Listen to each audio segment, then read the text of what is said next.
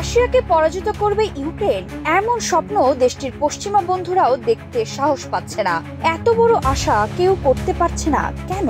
পশ্চিমারা যদি তাদের সামর্থ্যের সবটুকু সামরিক সাহায্যে ইউক্রেনে ঢেলেও দেয়, তবুও দেশটির কপালে জয় নেই, কারণ দেশটি প্রয়োজনীয় লোকবলের অভাবে ধুঁকছে। দেশটিতে কোনো ন্যাটো সৈন্যও নেই। যুক্তরাজ্যের সাবেক এক প্রতিরক্ষা কর্মকর্তা এসব কথাই বলেছেন। সংবাদ মাধ্যম দ্য ইন্ডিপেন্ডেন্টে প্রকাশিত এক সাক্ষাৎকারে সাবেক ফিল্ড মার্শাল ডেভিড রিচার্ডস অবাক করা কথা বলেছেন। তার দাবি, ইউক্রেনের সমর্থকরাই দেশটিকে ব্যর্থ করে দিয়েছে। তিনি মনে করেন পশ্চিমা দেশগুলো ইউক্রেনকে যুদ্ধ করতে উস্কানি দিয়েছে, কিন্তু তারা দেশটিকে চলমান সংঘাতে জয় পাওয়ার কোনো উপায় দেয়নি। তাই তিনি মনে করছেন দেশটি জিতবে না। দেশটিকে প্রয়োজনীয় সব সাহায্য দেয়া হলেও নয়, বলছেন রিচার্ডস। কারণ হিসেবে তিনি বলেন, ইউক্রেনীয়দের জনবল নেই। 2010 থেকে 2013 সাল পর্যন্ত ফিল্ড মার্শাল পদে ছিলেন ডেভিড রিচার্ডস। তার আগে তিনি আফগানিস্তানের ন্যাটো বাহিনীর নেতৃত্ব দিয়েছিলেন। তার মতে, ন্যাটো যদি সংঘাতে সরাসরি হস্তক্ষেপ করে, শুধুমাত্র তাহলেই এখনকার পরিস্থিতিতে ইউক্রেন জয়ের স্বপ্ন দেখতে পারে। কিন্তু পশ্চিমাদের সামরিক জোটটি তেমন কিছুই করবে না, কারণ ইউক্রেন ইস্যু তাদের জন্য অস্তিত্বের সমস্যা নয় বলে জানিয়েছে রিচার্ডস।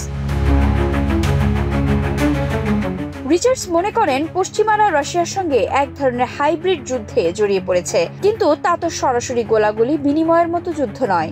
ন্যাটো জোটভুক্ত দেশগুলোর সেনারাও ওই সংঘাতে ঝাঁকে ঝাঁকে মারা যাচ্ছে না। তাই ইউক্রেন ইউরোপ যুক্তরাষ্ট্রের জন্য অস্তিত্বের সমস্যা নয়, এটি স্পষ্টতই রাশিয়ানদের জন্য সমস্যা, বলেছেন রিচার্ডস।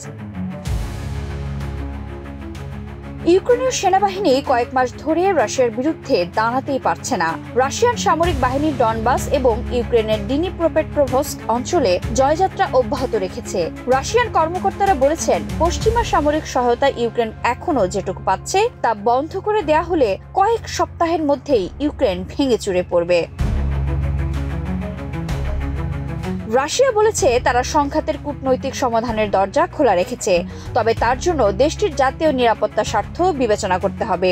দেশটি স্পষ্ট করে বলে দিয়েছে, টেকসই শান্তির জন্য ইউক্রেনকে ন্যাটো জোটের বাইরে থাকতে হবে, সামরিক শক্তি কমাতে হবে, দেশের ভেতরে নাৎসিবাদকে নির্মূল করতে হবে।